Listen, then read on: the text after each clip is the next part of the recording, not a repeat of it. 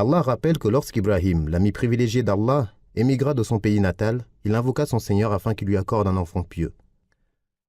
Allah lui annonça alors la naissance d'un fils magnanime, qui est Ismaïl. Il fut son premier enfant alors qu'il était âgé de 86 ans, et toutes les communautés sont d'accord à ce sujet. Allah dit, quand celui-ci fut en âge de l'accompagner, c'est-à-dire qu'il devint un homme à même de subvenir à ses besoins comme son père. Mujahid dit à ce propos, c'est-à-dire qu'il devint un jeune homme capable d'accomplir les mêmes efforts et travaux que son père. C'est alors qu'Ibrahim vit en rêve qu'on lui ordonnait de sacrifier son fils. Or, dans le hadith rapporté par Ibn Abbas, il est dit « Les visions des prophètes font partie de la révélation ». Allah mit ainsi à l'épreuve son ami privilégié en lui ordonnant de sacrifier son enfant chéri, qu'il y eut à un âge avancé, après qu'on lui ait déjà ordonné de les établir lui et sa mère en un lieu désertique, ne contenant rien et personne, sans agriculture ni élevage. Il se soumit à l'ordre d'Allah et les laissant en ce lieu en plaçant toute sa confiance en Allah qui leur accorda une consolation et une issue en leur donnant des moyens de subsistance inespérés. Ensuite, lorsqu'on lui ordonna de sacrifier son seul et unique enfant, il se soumit à l'ordre de son Seigneur et s'empressa de lui obéir. Il en informa ensuite son fils afin d'apaiser son esprit et que cela lui soit plus facile, plutôt que de le saisir et l'immoler de force et l'aider à accepter le décret d'Allah. « Ô mon fils, je me vois en songe en train de t'immoler, vois ce que tu en penses. » La joie d'Ibrahim s'empressa de dire « Ô mon père, fais ce qu'on t'a ordonné, tu me trouveras, s'il plaît à Allah, parmi les patients. » Cette réponse est le sommet de l'obéissance et de la soumission au Père ainsi qu'au Seigneur des hommes. Allah dit « Puis quand tous deux se furent soumis à l'ordre d'Allah et qu'Ibrahim eut jeté son fils sur le front, il fut alors interpellé par Allah « Ô Ibrahim, tu as cru et t'es conformé à la vision. » C'est-à-dire que le but de ton épreuve a été atteint. Tu as obéi à ton Seigneur en lui faisant l'offrande de ton enfant. Avant cela, tu as offert ton corps au feu et tu dépenses sans compter pour tes hôtes. C'est pour cela qu'Allah dit « C'était là certes l'épreuve manifeste », c'est-à-dire l'épreuve apparente et évidente. Allah dit ensuite « Et nous remplaçâmes l'immolation d'Ismaïl par le sacrifice d'une belle bête », c'est-à-dire que nous remplaçâmes ce sacrifice par un autre. La majorité des savants est d'avis qu'il s'agissait d'un bélier blanc, avec 2 taches sur les yeux et des cornes qu'il vit attachées à un arbre sur le mont Thabir. Quant à ce qu'on rapporte d'Ibn Abbas, disant qu'il s'agissait d'un mouflon, ou d'Al-Hassan, disant qu'il s'agissait d'un bouc dont le nom était Jarir, rien de cela ne leur est authentiquement attribué. Il reste que la plupart de ces avis s'appuient sur des gens du livre, et ce qui est rapporté dans le Coran est suffisant pour comprendre cet événement imminent et cette épreuve splendide en disant simplement qu'il fut remplacé par une belle bête. Safiya bint Shayba rapporte « Une femme de la tribu de Bani Sulaym, qui a fait accoucher l'ensemble des femmes de notre famille, m'a rapporté que le messager d'Allah fit appeler Uthman ibn Talha. Elle lui demanda une fois « Pourquoi le messager d'Allah t'a-t-il appelé ?» Il répondit « Le messager d'Allah m'a dit « J'ai vu les 2 cornes du bélier lorsque je suis entré, et j'ai oublié de vous ordonner de les couvrir. Alors couvrez-les, car rien dans la maison ne doit distraire le prieur. » Sofiane a dit « Les cornes n'ont cessé d'être suspendues dans la maison, jusqu'à ce qu'elles brûlent et que les cornes ne brûlent avec. » De même, on rapporte d'Ibn Abbas que la tête desséchée du bélier resta suspendue à la gouttière de la Kaaba. Preuve que l'enfant était bien Ismaïl. Ce seul dernier élément est une preuve que l'enfant était Ismaïl, car c'est lui qui vivait à la Mecque.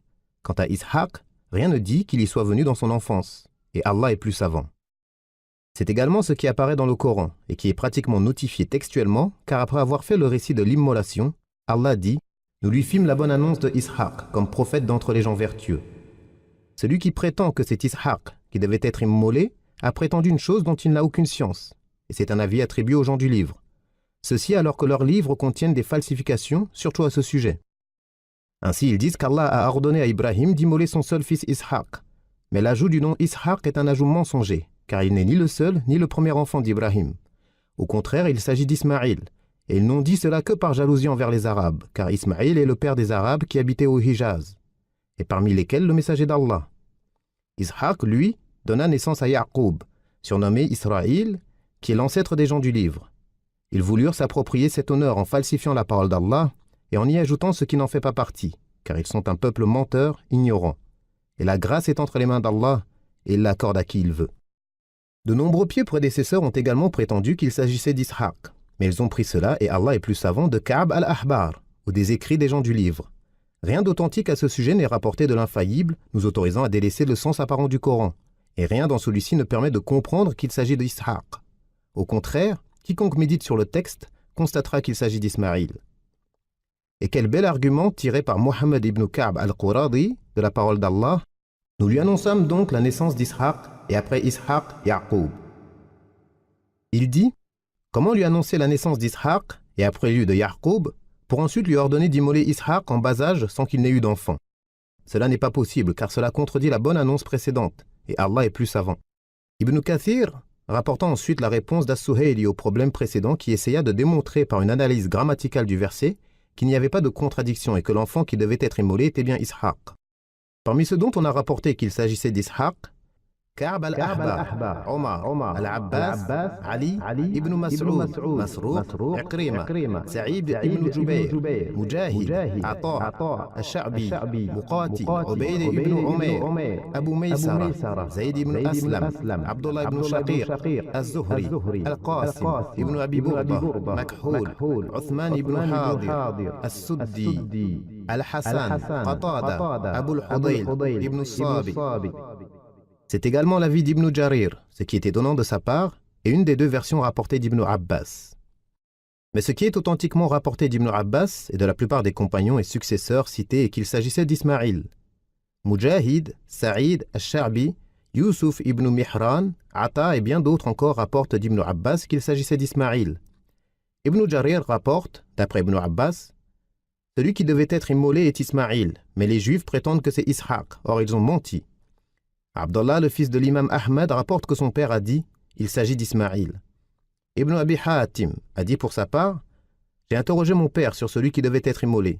Il m'a répondu, ce qui est authentique, est qu'il s'agit d'Ismaïl. » Ibn Abi Hatim a également dit « On rapporte d'après Ali, Ibn Omar, Abu Huraira, Abu Tufayl, Sa'id ibn al-Musayyib, Sa'id ibn Jubayr, Al-Hassan, Mujahid, Al-Sha'bi, Muhammad ibn Ka'b, Abu Ja'far, Muhammad ibn Ali et Abu Saleh qu'ils ont dit « Celui qui devait être immolé est Ismaïl. » Al-Barawi a rapporté les mêmes propos, d'après Al-Rabi' ibn Anas, Al-Kilabi et Ibn Amr ibn al-Ala.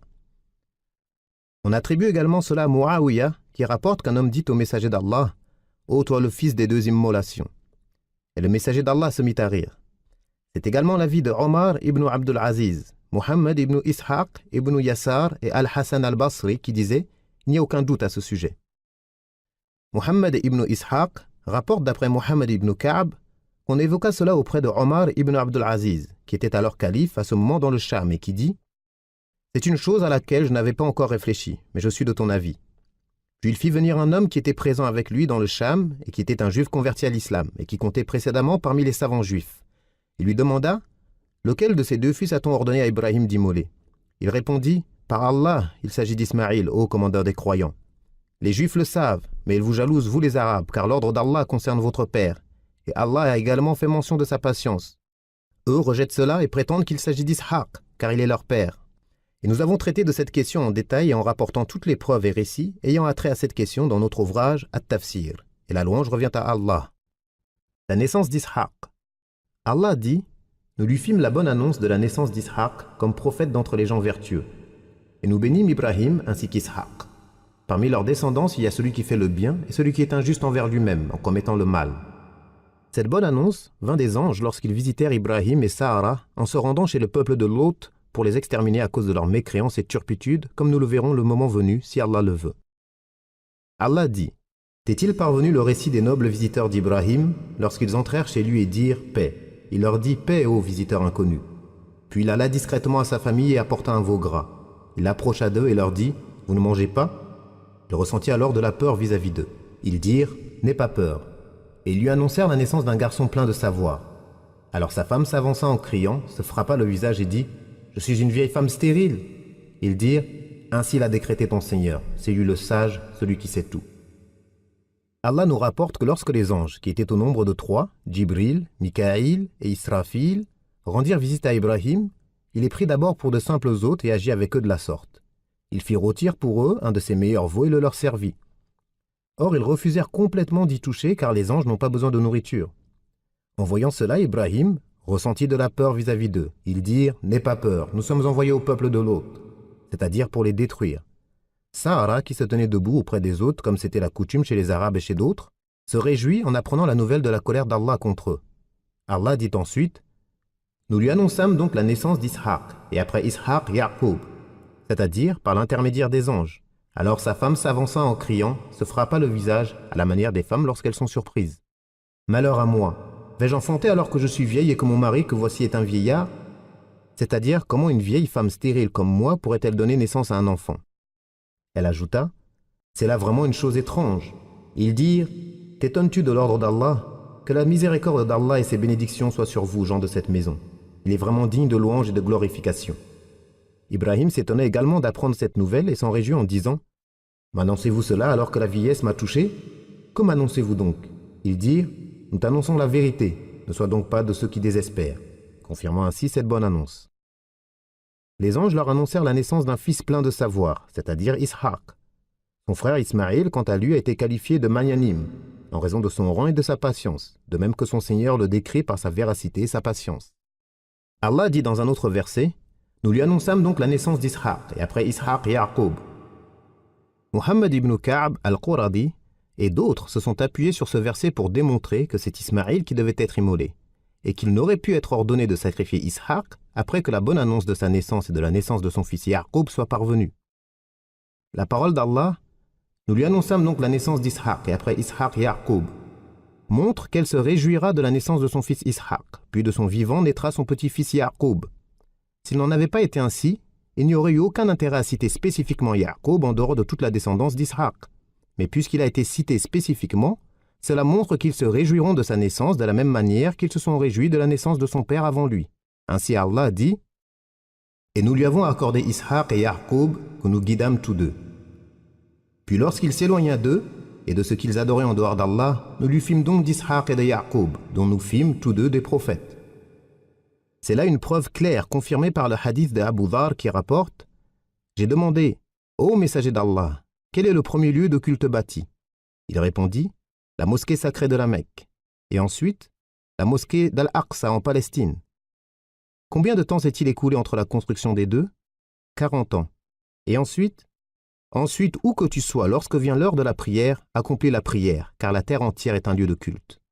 Les gens du livre prétendent que c'est Ya'qub qui bâtit la mosquée d'Al-Aqsa, qui est une mosquée attenante à Beit al-Maqdis qu'Allah a honorée. Cela est probable et est attesté par les hadiths que nous avons rapportés. Ainsi, la construction de Ya'qub, dont le surnom est Israël, aurait eu lieu 40 ans après la construction de la mosquée sacrée de la Mecque par Ibrahim et son fils Ismaïl. La construction des deux édifices eut lieu après la naissance d'Ishaq, car Ibrahim invoqua Allah en ces termes. Et quand Ibrahim dit « Ô Seigneur, fais de cette cité un lieu sûr, et préserve-moi ainsi que mes enfants d'adorer les idoles. Ô Seigneur, les idoles ont égaré beaucoup de gens. Quiconque me suit est des miens. Quant à celui qui me désobéit, c'est toi le pardonneur, le miséricordieux. Ô Seigneur, j'ai établi une partie de ma descendance dans une vallée sans culture, près de ta maison sacrée. Ô Seigneur, afin qu'ils accomplissent la prière, fais que penche vers eux le cœur d'une partie des gens, et nourris-les de toutes sortes de fruits. Peut-être seront-ils reconnaissants. Ô Seigneur, tu sais ce que nous cachons et ce que nous divulguons. Et rien n'échappe à Allah ni sur terre ni dans le ciel. Louange à Allah qui, en dépit de ma vieillesse, m'a donné Ismaïl et Ishaq. Certes, mon Seigneur est celui qui répond aux invocations. Ô Seigneur, fais que j'accomplisse assidûment la prière, moi ainsi que ma descendance. Ô Seigneur, exauce ma prière. Ô Seigneur, pardonne-moi, ainsi qu'à mes parents et aux croyants, le jour où on établira les comptes. Quant à ce qui est rapporté dans le hadith, disant que lorsque Sulayman ibn Daoud bâtit Beit al-Maqdis, il demanda à Allah qu'il lui accorde 3 ouvertures, ainsi que nous le rapporterons dans son récit. Le sens de ce hadith, et Allah est plus savant, est qu'il a rénové la construction, puisque nous avons vu que 40 années séparaient les deux constructions, et que personne ne dit que seulement 40 années séparent Ibrahim et Sulayman, sauf Ibn Hibban, alors qu'aucun autre que lui n'a soutenu cet avis. La construction de la maison antique. Allah mentionne que son serviteur et messager, son élu, son ami privilégié, l'imam des monothéistes et le père des prophètes, Ibrahim, a bâti la maison antique qui est le premier lieu de culte construit pour l'ensemble des gens, afin qu'ils y adorent Allah qui en indiqua l'emplacement à Ibrahim. On rapporte du commandeur des croyants, Ali ibn Abi Talib, et d'autres, qu'Ibrahim fut guidé par une révélation d'Allah. Nous avons rappelé, lorsque nous avons évoqué la création des cieux, que la Kaaba est à la perpendiculaire de la maison peuplée, si bien que si elle tombait, elle tomberait sur la Kaaba. De même, pour les lieux de culte de chaque ciel, comme l'ont dit certains pieux prédécesseurs, Il y a dans chaque ciel une maison dans laquelle les habitants de chaque ciel adorent Allah. Et pour les gens sur terre, il s'agit de la Kaaba. Allah a ordonné à Ibrahim de lui bâtir une maison qui soit pour les habitants de la terre semblable au lieu de culte des anges dans les cieux. Allah l'a guidé vers le lieu prévu et spécifié à cet effet depuis la création des cieux et de la terre, comme cela est rapporté authentiquement dans les 2 recueils de hadiths authentiques. Allah a rendu ce territoire sacré le jour où il a créé les cieux et la terre. Il restera donc sacré par la volonté d'Allah jusqu'au jour de la résurrection. Et aucun récit authentique rapporté de l'infaillible n'atteste que la Kaaba eût été construite avant Ibrahim. Et celui qui s'appuie sur la parole d'Allah, et lorsque nous avons indiqué à Ibrahim l'emplacement de la maison sacrée, pour étayer sa position, cela n'est nullement apparent dans le texte, car le sens de ce verset est que ce lieu fut prédestiné pour accueillir la Kaaba dans la science d'Allah, inscrit dans sa prédestination. Ce territoire est glorifié par les prophètes depuis Adam jusqu'à l'époque d'Ibrahim. Allah dit « La première maison qui ait été édifiée pour les gens est celle de Bakka, la Mecque, comme bénédiction et guidée pour l'univers. » C'est-à-dire que la première construction, qui fut une bénédiction et une guidée pour l'ensemble des gens, est la maison se situant à Bakka, nommée également Makka, ou encore le lieu de la Kaaba. Vous y trouverez des signes évidents, c'est-à-dire qui prouvent que cette construction fut l'œuvre de l'ami privilégié d'Allah, le père des prophètes qui lui succéderont, et l'imam des monothéistes parmi ceux de sa descendance qui suivent sa voie et le prennent pour exemple. C'est pour cela qu'Allah dit, parmi lesquels l'endroit où Ibrahim s'est tenu debout, c'est-à-dire le rocher sur lequel il se tenait debout lorsque la construction prit de la hauteur. Son fils, Ismaïl, posa alors ce fameux rocher lorsque la construction s'éleva et que la cour prit de l'ampleur, comme nous l'avons déjà vu dans le long hadith d'Ibn Abbas. Ce rocher était collé au mur de la Kaaba, tel qu'il était depuis des siècles jusqu'à l'époque de Omar ibn al-Khattab, qu'il éloigna quelque peu pour ne pas distraire ceux qui prient à côté ou ceux qui tournent autour de la Kaaba. Omar ibn al-Khattab fut suivi en cela car son Seigneur lui donna raison à plusieurs reprises, comme lorsqu'il dit au prophète « Pourquoi ne pas faire de la station d'Ibrahim un lieu de prière ?» Et Allah révéla « Prenez donc pour lieu de prière l'endroit où Ibrahim se tint debout. » Et jusqu'au début de l'islam, on pouvait voir les traces des pieds d'Ibrahim sur le rocher. Et c'est pourquoi Abu Talib a dit dans sa célèbre prose Al-Lamiyah « Et les traces de pas d'Ibrahim dans la roche sont encore fraîches, de ses pieds nus et déchaussés. » C'est-à-dire que ses nobles pieds se sont enfoncés dans la roche et ont laissé les traces de ses pieds nus, déchaussés. C'est pourquoi Allah dit « Et quand Ibrahim et Ismaïl élevèrent les fondations de la maison sacrée, ils dirent « Ô Seigneur, accepte ceci de notre part. Tu es certes celui qui entend tout, celui qui sait tout. » Alors qu'ils étaient au summum de la sincérité et de l'obéissance envers Allah, ils demandèrent à Allah, celui qui entend tout et sait tout, qu'il accepte l'œuvre immense et l'effort louable qu'ils accomplissaient. « Seigneur, fais que nous, ainsi qu'une partie de notre descendance, nous soumettions à toi. Montre-nous nos rites et accepte notre repentir. Tu es certes celui qui accueille le repentir, le miséricordieux. » Ibrahim a donc bâti le plus noble des lieux de culte sur le plus noble des territoires, en une vallée ne contenant aucune culture. Il demanda la bénédiction pour ses habitants et qu'Allah leur accorde des fruits malgré le manque d'eau et l'absence d'arbres, de cultures et d'arbres fruitiers. Il demanda également à Allah qu'il en fasse un territoire sacré et sûr. Allah exauça sa demande et c'est à lui que revient la louange, répondit à son invocation et lui accorda ce qu'il voulait. Allah dit « Ne voit-il pas que vraiment nous avons fait un sanctuaire sûr, la Mecque, alors que tout autour d'eux, les gens se font enlever? Ne les avons-nous pas établis dans une enceinte sacrée, sûre, vers laquelle des produits de toutes sortes sont apportés comme attribution de notre part ?» Il demanda à Allah de susciter parmi eux un messager, c'est-à-dire un messager de leur ethnie, parlant leur langue éloquente et claire, afin qu'ils atteignent 2 bienfaits, matériels et religieux, et la réussite dans ce bas monde et l'au-delà. Allah répondit à son invocation et suscita parmi eux un prophète. Et quel prophète? Par lequel il scella la prophétie. Il compléta pour lui sa religion d'une manière qu'il n'accorda à personne avant lui, et son message atteignit l'ensemble des habitants de la terre, malgré leurs différences d'ethnie, de langue et de type, dans tous les pays et à toutes les époques, jusqu'au jour de la résurrection. C'est là une spécificité qu'on lui a accordée parmi tous les prophètes, en raison de son mérite, de la perfection de son message, de la noblesse de sa région, l'éloquence de sa langue, la perfection de sa mansuétude, douceur et miséricorde vis-à-vis de sa communauté, sa magnanimité, sa clémence, l'éminence de naissance et l'excellence de ses origines. Ibrahim, l'ami privilégié d'Allah, a mérité du fait qu'il ait bâti la Kaaba pour les habitants de la terre, d'avoir sa place, son degré et sa position dans la maison peuplée, qui est la Kaaba des habitants du 7e ciel, une maison bénie et honorée où entrent chaque jour 70 000 anges pour s'adonner à l'adoration et où ils ne reviendront pas avant le jour de la résurrection et du rassemblement. Nous avons rappelé dans At-Tafsir, lors de l'exégèse de Sourate Al-Baqarah, la manière dont s'est déroulée la construction et les récits rapportés à ce sujet, et cela est suffisant. Donc, quiconque le désire, qu'il y revienne, et la louange appartient à Allah. La Kaaba était très grande à l'époque d'Ibrahim, puis le peuple de Quraysh l'a bâtie de nouveau, mais sur des bases plus petites que les fondations d'Ibrahim sur une de ses longueurs. Aïcha rapporte que le messager d'Allah a dit « Ne sais-tu pas que lorsque ton peuple a construit la Kaaba, ils l'ont fait sur des bases plus petites que les fondations d'Ibrahim ?» Elle dit « Ô messager d'Allah, pourquoi ne la construis-tu pas sur les fondations d'Ibrahim » Il répondit « Si ton peuple n'avait pas quitté depuis si peu de temps la mécréance, je l'aurais fait. » Et dans une version, « Si ton peuple n'avait pas quitté depuis si peu de temps l'époque d'ignorance ou la mécréance, j'aurais dépensé sur le sentier d'Allah le trésor de la Kaaba. J'aurais mis sa porte au niveau du sol et j'y aurais inclus l'enceinte d'Ibrahim. » Lors de sa période de gouvernance, Ibn Zubayr l'édifia selon les indications du messager d'Allah que lui transmit sa tante Aïcha, la mère des croyants. Mais lorsqu'Al-Hajjaj le tua en l'an 74, il écrivit à Abdul Malik ibn Marwan, le calife de l'époque, et ils estimèrent qu'Ibn Zubayr avait fait cela de sa propre initiative. Et il ordonna qu'on lui redonne sa forme d'origine, les fondations de Quraysh. Ils abattirent le mur nord, sortirent l'enceinte d'Ibrahim, puis fermèrent le mur en jetant les pierres restantes dans la Kaaba. Ils élevèrent la porte ouest et obstruèrent totalement la porte est, comme on peut le voir aujourd'hui.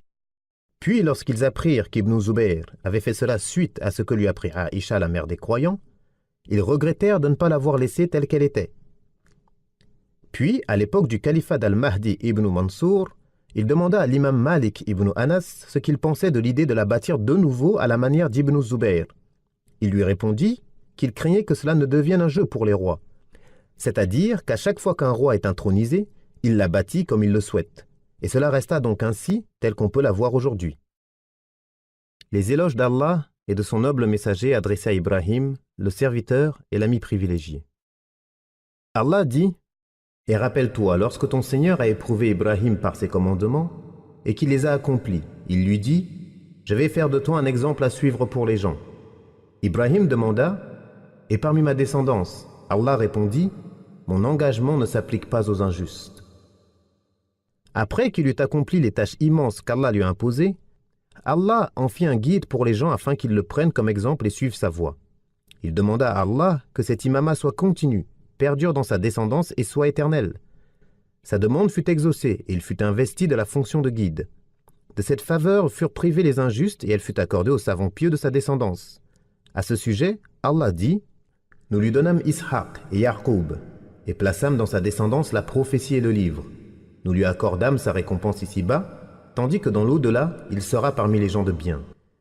Et nous lui avons accordé Ishaq et Ya'qub que nous guidâmes tous deux. Et Nuh, nous l'avons guidé auparavant, et parmi sa descendance, Daoud, Suleyman, Ayyub, Yusuf, Moussa et Haroun. Et c'est ainsi que nous récompensons les bienfaisants. De même, Zachariah, Yahya, Isa et Ilyas furent tous des êtres pieux. De même qu'Ismaïl, Al-Yasa', Yunus et Lut. Nous favorisâmes chacun d'eux sur le reste du monde, de même qu'une partie de leurs ancêtres, de leurs descendants et de leurs frères. Nous les avons choisis et guidés vers un chemin droit. Lorsqu'Allah dit « et parmi sa descendance », il signifie la descendance d'Ibrahim, selon l'avis le plus communément partagé. Et même si Lut est son neveu, il n'en demeure pas moins qu'il entre dans sa descendance globale. C'est ce point qui a amené certains à dire que cette partie du verset désignait Nuh, ainsi que nous l'avons rappelé dans son récit. Et Allah est plus savant. Nous avons envoyé Nuh et Ibrahim, et nous avons accordé à leur descendance la prophétie et le livre. Certains furent bien guidés, mais la plupart furent pervers. Ainsi, tout livre descendu du ciel sur un prophète après Ibrahim le fut sur l'un de ses descendants, c'est un don éminent et inégalé, et un haut degré que l'on ne peut surpasser. Ainsi, de ses reins sont nés 2 fils prestigieux, Ismaïl, né de Hajar, et Ishaq, né de Sarah. De ces derniers est né Yaqub, ou Israël, auxquels sont liées toutes les tribus juives. La prophétie resta longtemps parmi eux, et leurs prophètes furent tellement nombreux que seul celui qui les a envoyés et élus pour porter son message et la prophétie connaît leur nombre exact. Et le dernier de leurs messagers fut Isa ibn Maryam. Quant à Ismaïl, sa descendance fut composée des diverses tribus arabes, comme nous le verrons plus loin, si Allah le veut. Dans sa descendance, on ne trouve aucun prophète, excepté le sceau de tous les prophètes et leur maître incontesté, la gloire des fils d'Adam en ce monde et dans l'au-delà, Muhammad ibn Abdillah ibn Abdil Muttalib ibn Hashim, le Qurayshite, le Hashimite, le Mécois puis le Médinois, que les éloges et le salut d'Allah soient sur lui. De ce noble rameau et de cette branche élevée, il n'y eut que ce joyau magnifique, cette perle éclatante, la plus belle perle du collier, le maître dont s'enorgueillissent tous les croyants et qu'envient les premiers et les derniers jusqu'au jour de la résurrection. Ainsi le prophète a dit « Je serai dans une position telle que toutes les créatures, y compris Ibrahim, se tourneront vers moi. » Ce magnifique éloge, fait à Ibrahim par le prophète, prouve que celui-ci est la meilleure des créatures après lui auprès du Créateur, que ce soit dans ce monde ou le jour où Allah dévoilera une partie de sa jambe, le jour de la résurrection, ainsi qu'Allah nous en informe dans Surat Al-Qalam. Ibn Abbas rapporte que le messager d'Allah protégeait Al-Hassan et Al-Hussein par ces paroles. « Je cherche protection pour vous auprès des décrets parfaits d'Allah contre tout démon et bête venimeuse et contre tout mauvais œil. » Puis il ajoutait « C'est ainsi que votre père Ibrahim protégeait Ismaïl et Ishaq. » Allah dit « Et quand Ibrahim dit « Seigneur, montre-moi comment tu ressuscites les morts. » Allah dit « Ne crois-tu pas encore? Si, mais je demande cela afin que mon cœur soit rassuré. » Allah dit « Prends 4 oiseaux, rassemble-les et découpe-les, puis, sur chaque sommet de montagne, mets-en une partie, ensuite appelle-les. Ils viendront à toi en toute hâte, et sache qu'Allah est puissant et sage. » En substance, Allah a accédé à la demande d'Ibrahim et lui a ordonné de prendre 4 oiseaux, sur la nature desquels les gens ont divergé, de les couper en séparant leur chair de leur plumage, de mélanger le tout, puis de le diviser en 4 parties et de mettre chaque partie sur le sommet d'une montagne. Ibrahim s'exécuta, puis on lui ordonna de les appeler avec la permission de leur Seigneur. Il s'exécuta et chaque membre se mit à s'envoler vers l'autre et chaque plume vers l'autre, jusqu'à ce que chaque oiseau ne revienne à son état initial. Ibrahim contemplait le pouvoir de celui qui dit à une chose « soit » et elle est. Ils vinrent à lui en marchant afin qu'il puisse les voir plus clairement que s'ils venaient en volant. On rapporte aussi qu'on lui ordonna de garder leur tête dans ses mains et que chaque oiseau vint reprendre sa tête et se mettait naturellement sur son tronc comme auparavant. Il n'y a de divinité digne d'adoration qu'Allah. Ibrahim connaissait le pouvoir d'Allah de ressusciter les morts et en était pleinement convaincu, sans aucune opposition. Mais il voulut voir cela de ses propres yeux et passer de la connaissance de la certitude à l'essence de la certitude. Et Allah a répondu à sa demande et lui a accordé le summum de tous ses espoirs. Allah dit « Ô gens du livre, pourquoi polémiquez-vous au sujet d'Ibrahim alors que la Torah et l'Évangile ne sont descendus qu'après lui? Ne raisonnez-vous donc pas? Vous avez bel et bien polémiqué à propos d'une chose que vous savez. Mais pourquoi polémiquez-vous sur des choses dont vous ne savez rien? Allah sait tandis que vous ne savez pas. Ibrahim n'était ni juif ni chrétien. Il était musulman, entièrement soumis à Allah. Et il n'était point du nombre des polythéistes. Certes, les hommes les plus en droit de se réclamer d'Ibrahim sont ceux qui l'ont suivi, ainsi que ce prophète-ci et ceux qui ont cru. Et Allah est l'allié des croyants. Allah blâme les gens du livre, juifs et chrétiens, car ils prétendent qu'Ibrahim professait leur religion et suivait leur voie. Mais Allah l'a innocenté d'eux et a montré leur grande ignorance et leur manque de raison en disant « La Torah et l'Évangile ne sont descendus qu'après lui. » Ainsi, comment aurait-il pu professer votre religion alors que ce qu'on vous a légiféré n'est venu que bien après lui? C'est pourquoi il dit « Ne raisonnez-vous donc pas ?» Puis il dit « Ibrahim n'était ni juif ni chrétien, il était musulman, entièrement soumis à Allah, et il n'était point du nombre des polythéistes. » Il montra ainsi qu'Ibrahim était au contraire sur la voie de la religion monothéiste, droite, d'Allah, contraire au judaïsme, au christianisme et au polythéisme. Allah dit « Ne se détourne de la religion d'Ibrahim que celui qui a égaré son âme, Et certes, nous avons choisi Ibrahim en ce monde et il est dans l'au-delà parmi les gens de bien. Lorsque son Seigneur lui dit « Soumets-toi », il dit « Je me soumets au Seigneur de l'univers ». Et c'est ce qu'Ibrahim recommanda à ses fils, de même que Yaqub. « Ô mes fils, Allah a choisi pour vous la religion, donc ne mourrez que soumis à Allah. » Étiez-vous témoin quand la mort se présenta à Yaqub et qu'il dit à ses fils « Qu'adorerez-vous après ma mort ?» Ils répondirent « Nous adorerons ton Dieu et le Dieu de tes pères, Ibrahim, Ismaïl et Ishaq, un Dieu unique, et nous sommes soumis à lui. Cette génération est passée, à elle ce qu'elle a acquis, et à vous ce que vous avez acquis. Et on ne vous demandera pas compte de ce qu'ils faisaient. Ils disent « Soyez juifs ou chrétiens, vous serez bien guidés. » Dis « Non, mais nous suivons la religion d'Ibrahim, qui pratiquait l'unicité pure et ne faisait point partie des polythéistes. » Dites « Nous croyons en Allah, et en ce qui nous a été révélé, et en ce qui a été révélé à Ibrahim, Ismaïl, Ishaq, Yaqub et ses descendants, et en ce qui a été donné à Moussa et Isa, et en tout ce qui a été donné aux prophètes venant de leur Seigneur. Nous ne faisons aucune distinction entre eux, et à lui nous sommes soumis. S'ils croient à ce à quoi vous croyez, ils seront sur la bonne voie, et s'ils s'en détournent, ils seront en rupture. Alors Allah te suffira contre eux. Il est celui qui entend tout, celui qui sait tout. Nous croyons en la religion d'Allah, et qui est meilleur qu'Allah en religion, et c'est lui que nous adorons. Dis, réfutez-vous nos propos au sujet d'Allah, alors qu'il est notre Seigneur et le vôtre? À nous nos actions et à vous les vôtres, et c'est à lui seul que nous sommes dévoués. Dites-vous qu'Ibrahim, Ismaïl, Ishaq, Yaqub et ses descendants étaient juifs ou chrétiens? Dis, êtes-vous plus savants qu'Allah? Qui est plus injuste que celui qui cache un témoignage venant d'Allah? Et Allah n'est pas inattentif à ce que vous faites. Cette génération est passée, à elle ce qu'elle a acquis et à vous ce que vous avez acquis. Et on ne vous demandera pas de compte pour ce qu'ils faisaient. Allah a déclaré son ami privilégié exempt d'être juif ou chrétien et a montré clairement qu'il était un monothéiste soumis à Allah et non un polythéiste.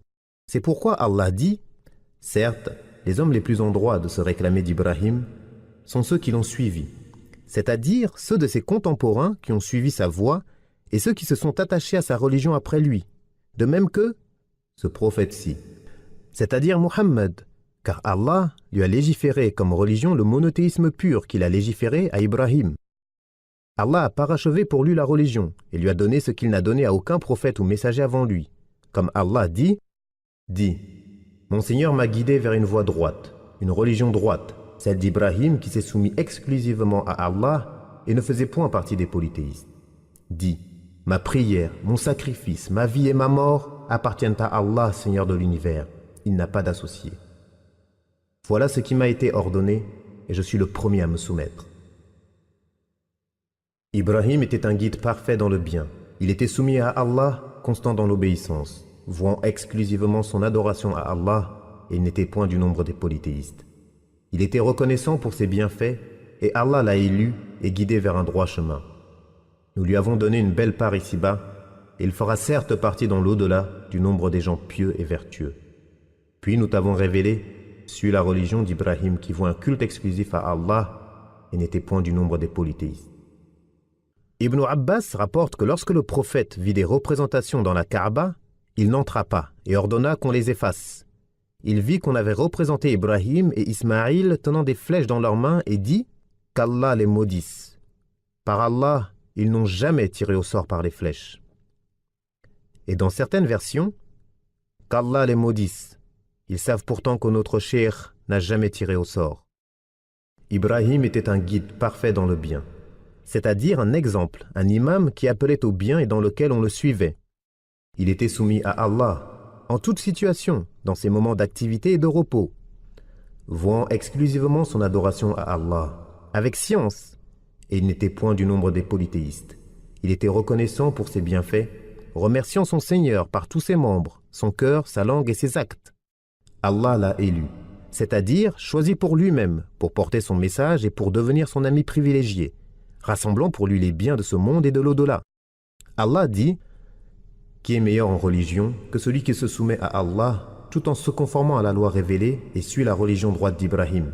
Et Allah a pris Ibrahim pour ami privilégié. » Allah encourage à suivre Ibrahim, car il était sur une religion et une voie droite, réalisant tout ce que son Seigneur lui ordonna, et Allah le loua pour cela en disant « Et Ibrahim qui a respecté parfaitement les ordres de son Seigneur. » C'est pour cette raison qu'Allah en a fait son ami privilégié, et ce degré, al-khullah, est le summum de l'amour, comme l'a dit le poète « Tu as troublé, takhallalti, les voies de mon âme. » Et c'est pourquoi l'ami intime est nommé Khalil. De même, le sceau des prophètes et le maître des messagers, Muhammad atteignit ce degré, comme cela est rapporté d'après Abdullah ibn Amr et ibn Mas'ud.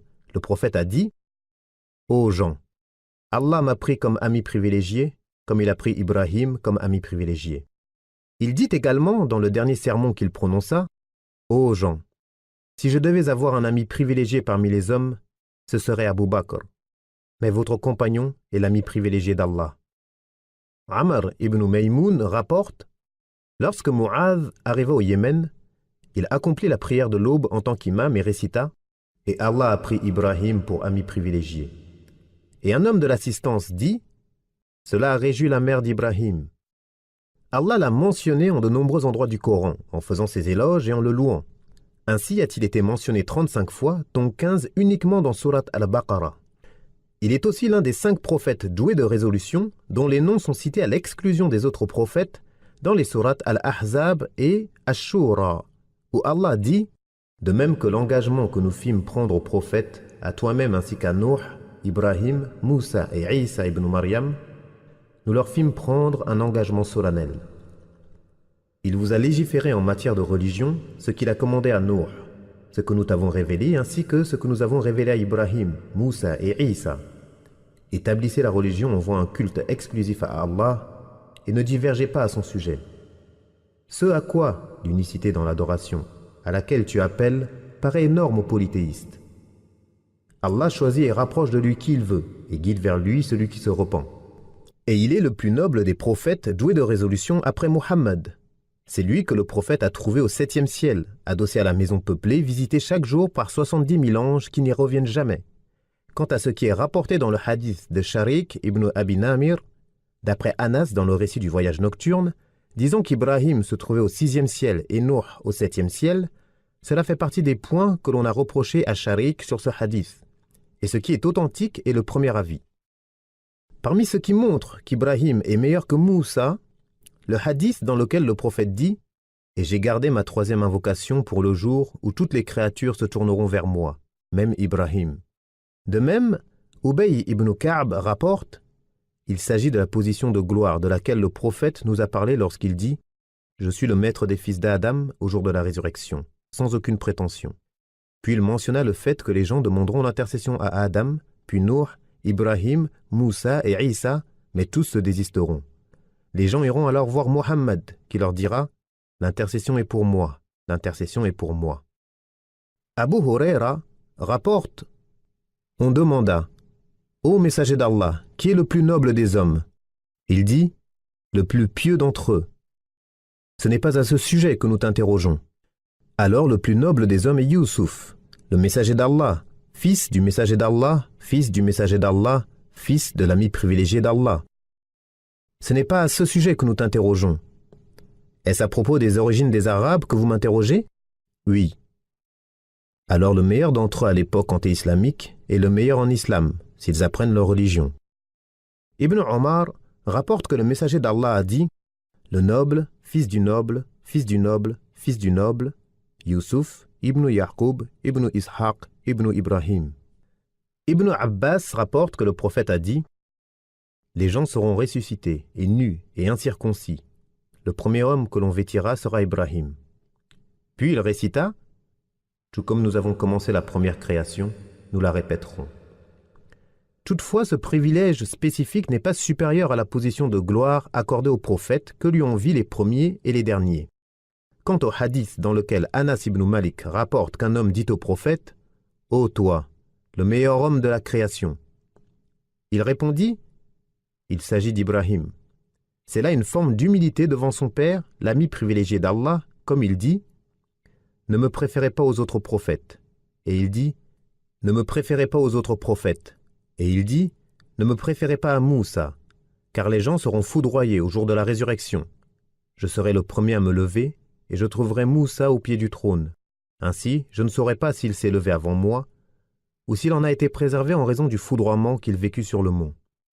Tout cela ne contredit pas ce qui a été rapporté par de très nombreuses voix, montrant qu'il est le maître des fils d'Adam au jour de la résurrection, de même que le hadith de Ubay ibn Ka'b.